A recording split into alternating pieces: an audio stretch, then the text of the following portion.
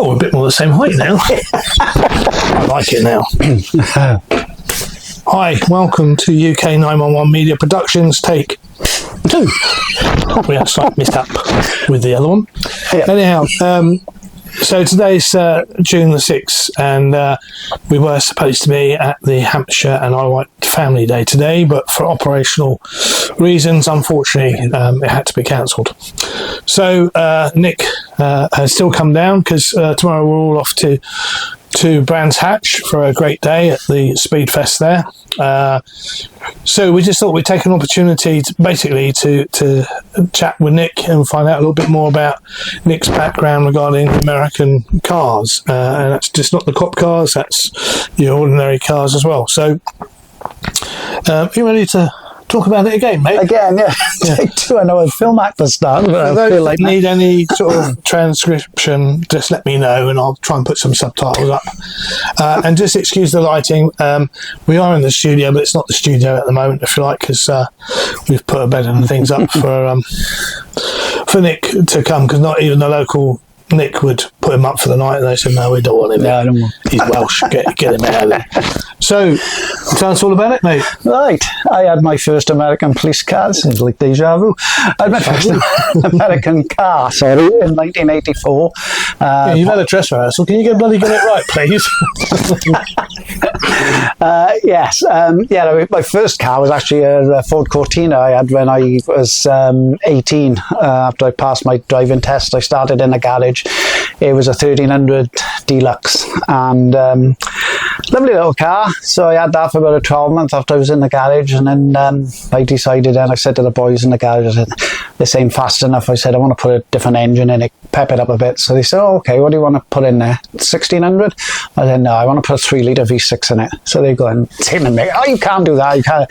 Yes, I can. So it goes off down to the local scrapyard, which you could do then. Bought an engine, stripped it down, bought a gearbox, stripped it down, put it all back together. I mate I was put with in the garage, Richie Merritt, still alive now, bless him, he's in his 80s now.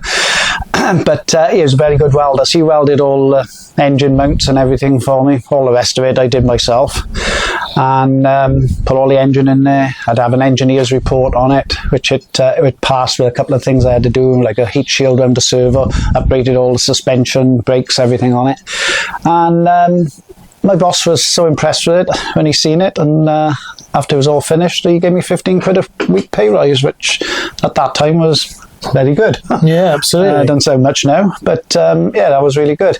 So I had that for about 3 or 4 years, and then I always wanted an American car, so I looked around. Of course, there was no internet then, it was all magazines and things like that then to find anything. And there was a company called Hampshire High Performance, and they had Firebirds up there, because I always wanted Pontiac Firebird.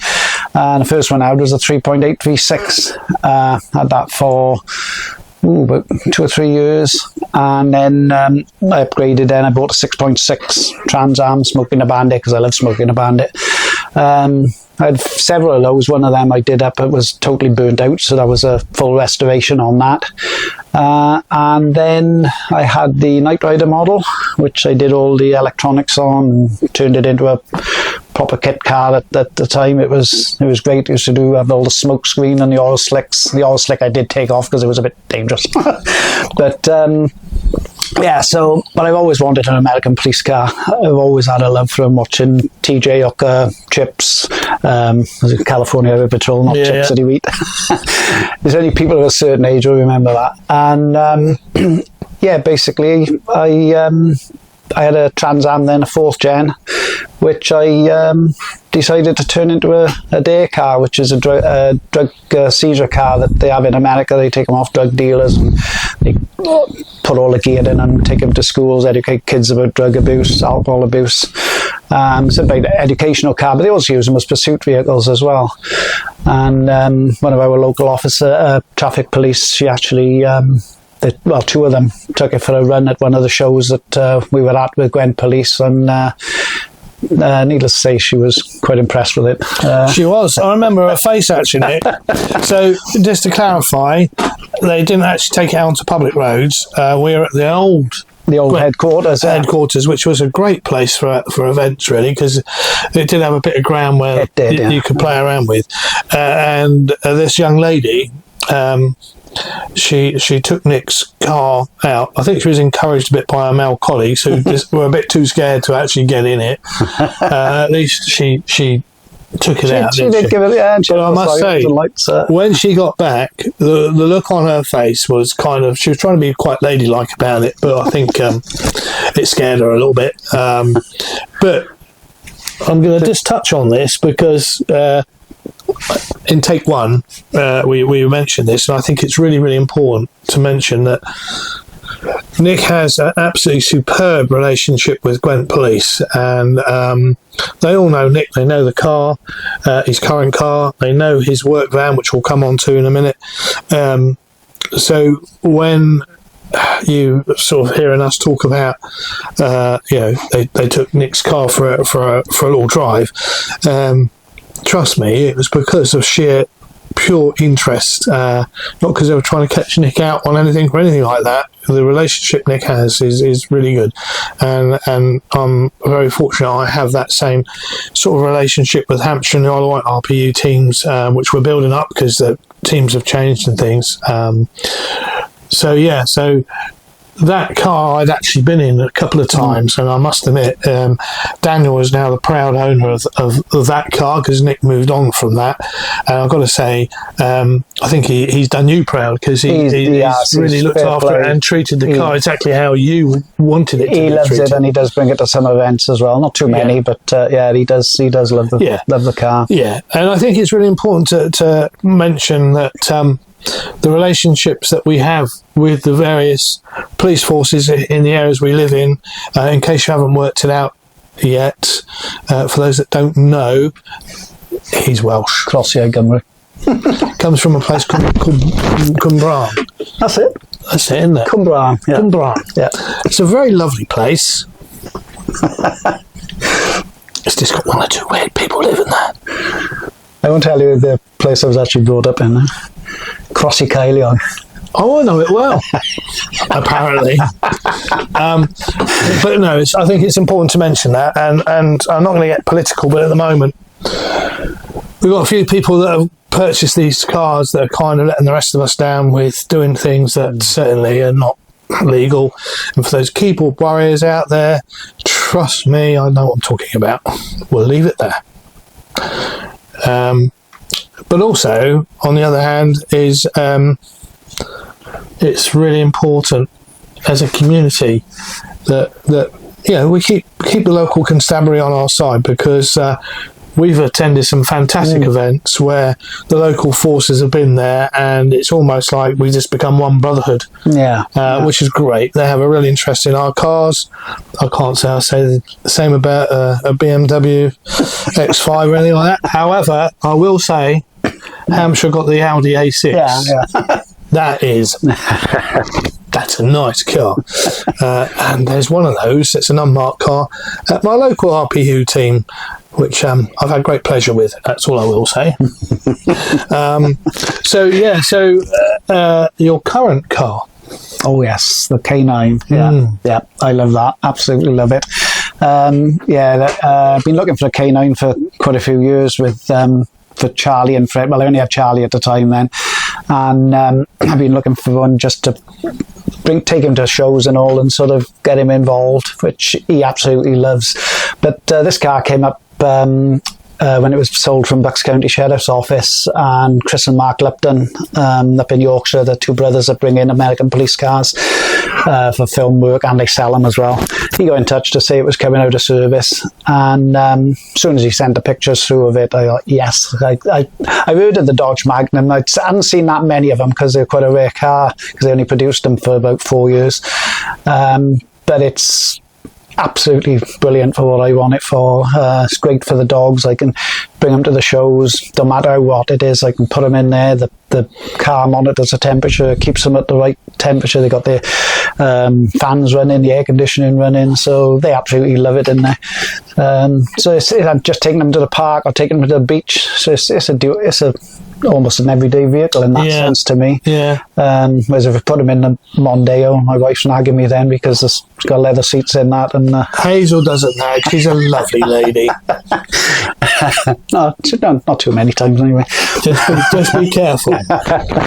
She got her own bodyguard. She remember. Forgot where it was.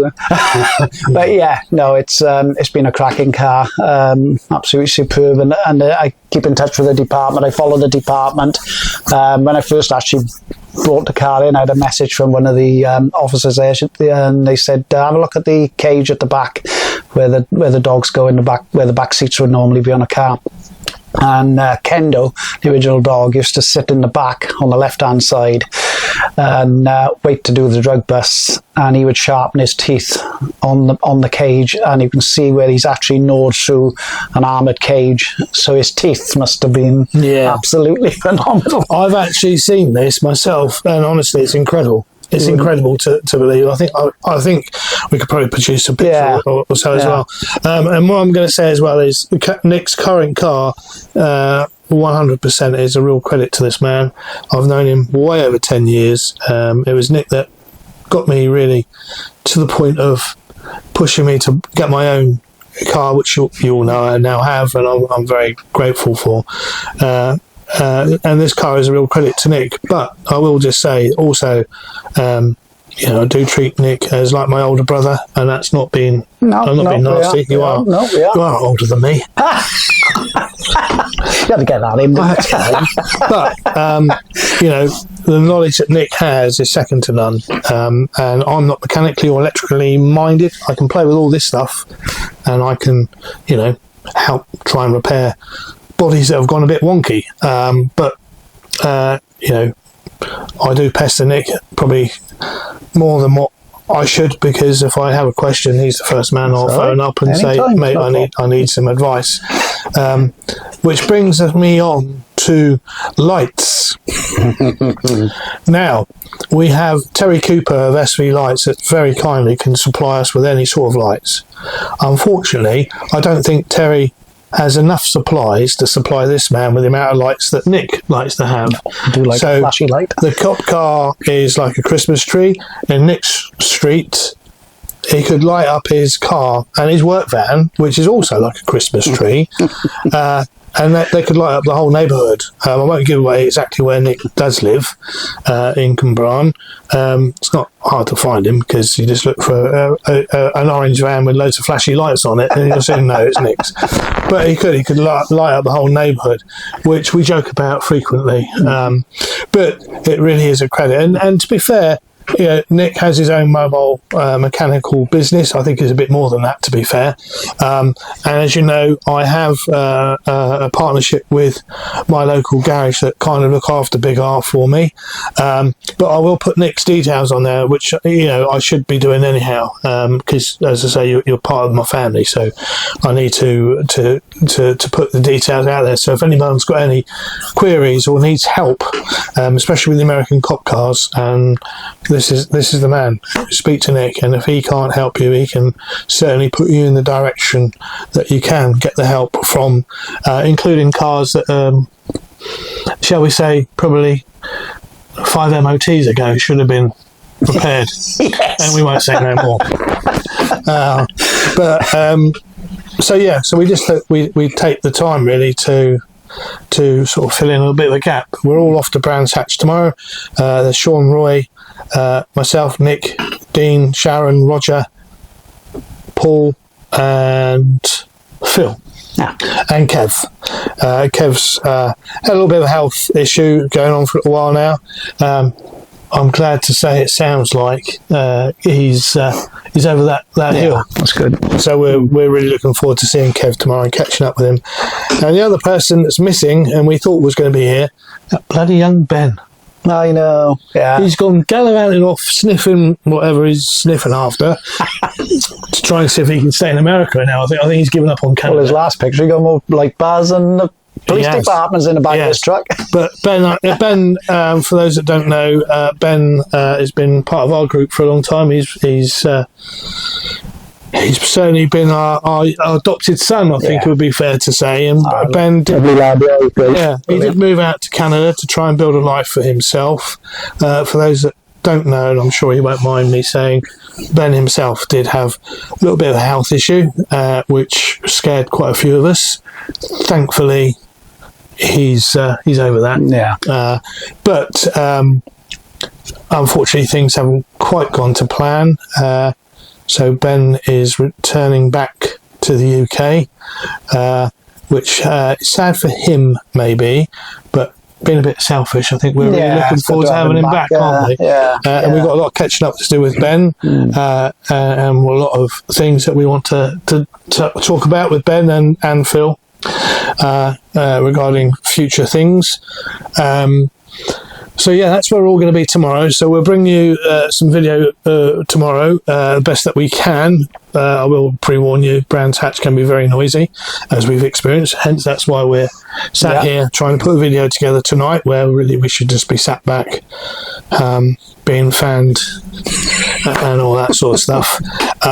But what I shall do is, we did video Nick doing a walk around of his car at Brands Hatch last year.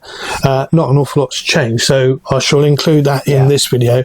And if Nick's kind enough to pass us some photos of previous cars and bits and pieces like that, we will put a little video together. So short and sweet for this episode, but we will be back with one from Brands Hatch. As I say, we're at that tomorrow, and I'm off Monday, so I'm going to try and put that video, these two videos together on Monday.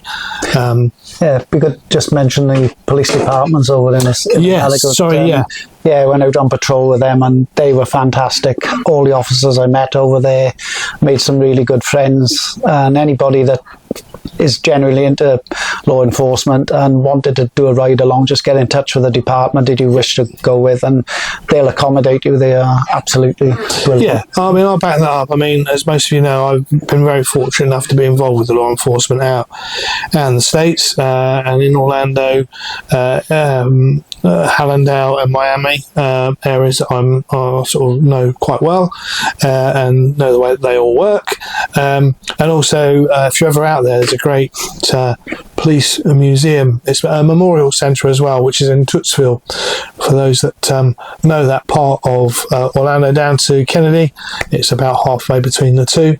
I'm very, very, very honoured to be a patron member of that establishment.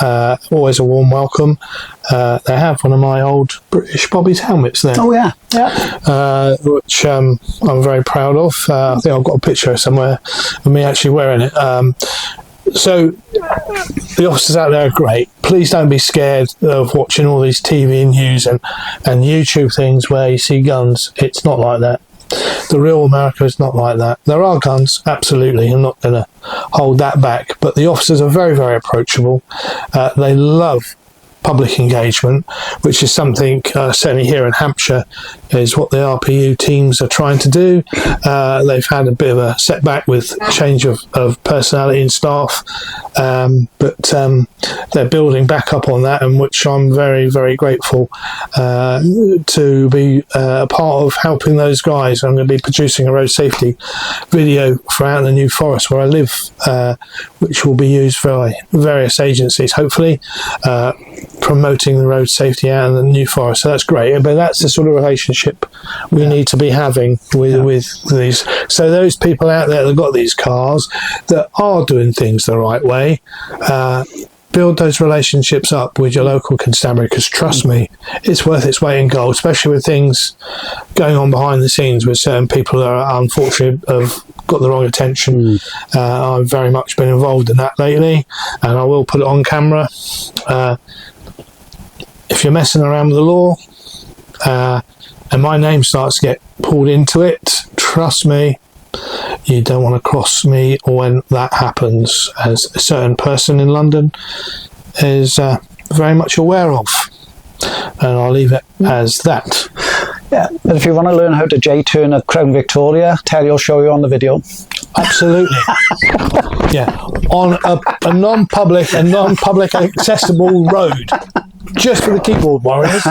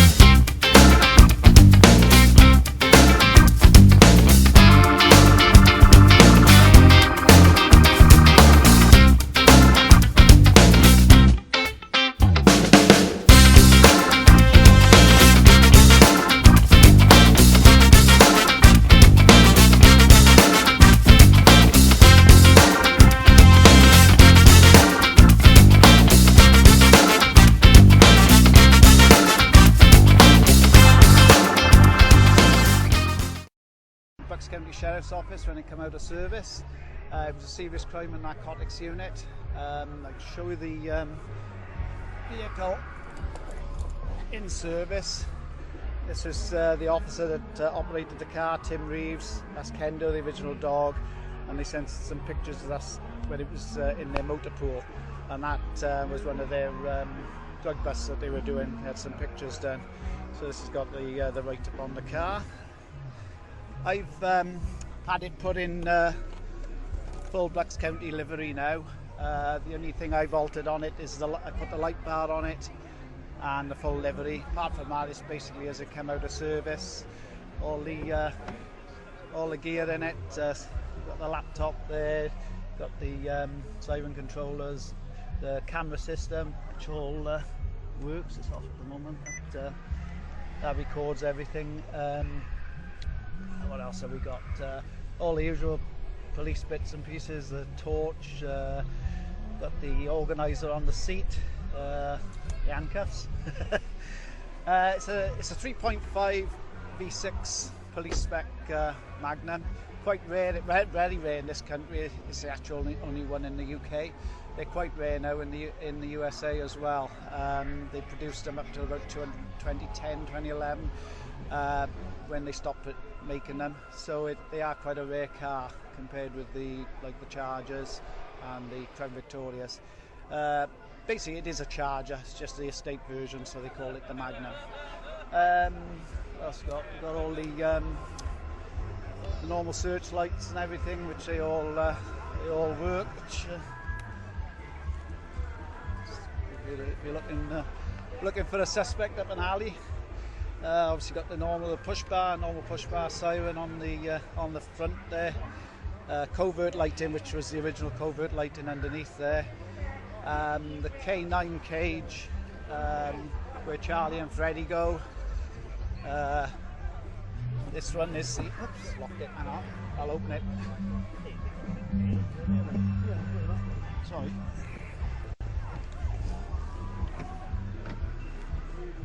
There we go. This is the side that they can release the dog. It's got a door popper on it, so you can release it from inside, and also release it with a remote control. If the officer's trying to arrest somebody and they need help with the dog, just press the remote control for 3 seconds on their duty belt and the door pop. That works up to about 100 yards, so that's great for for the officer. It's got all the fans. It's all computer controlled for the dog, so I can safely put Freddy and Charlie in there. Don't matter how hot it is, the car monitors all the temperatures. Turns the fans on automatically. It's got a pager as well, which it pages you if there's an issue with the dogs or anything. That's about it, really. I can think of. In the tailgate, that's just a normal boot area that you get on any car, really. Storage. It has got the gun safe in there. Has got the gun safe in the back. I've also got the gun rack behind the passenger seat there. So, and then just normal police stuff that they carry, traffic cones and general torches and bits and pieces.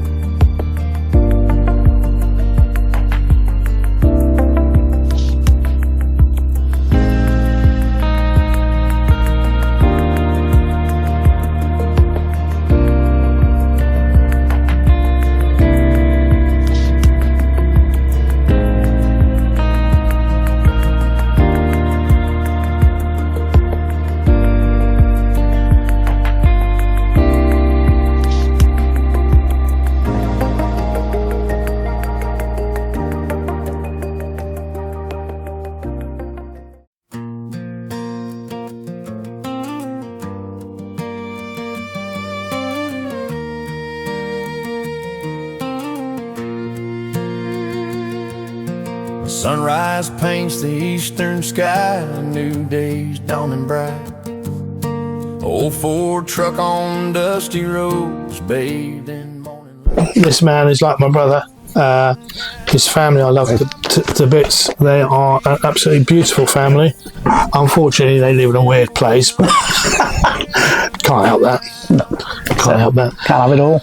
And of course, a special little hello to Freddie and Charlie, who I know will sit and watch this back with Dad. Yeah, I love my boys. when it goes out. So for now, thanks for joining us. If you're not already subscribed to the channel, please do so. It's absolutely free. But by you subscribing, it really helps me to build the channel, which helps me then to make things more accessible to go out and video. So press that like button and leave a comment if you wish. If it's a negative one, I'll still read it. You might get a negative one back, but hey, there we go. And if you press the notification bell, whenever we put out a new video, it'll pop up on that so you can see it. So in the meantime, from Nick, from myself, thanks for joining us on this short little episode, and we look forward to bringing you some content from Brands Hatch tomorrow. Cheers. Cheers. She knows I'm always watching now with nowhere left to hide. Checking fences, checking barns, just making sure it's right. Keeping everything in order from morning till the night. Oh, the sheriff of Gordon County with his sausage roll in hand, sipping on a Dr. Pepper, patrolling this green land, from the pine trees to the pastures where the wildflowers grow, watching over good folk, putting on a show.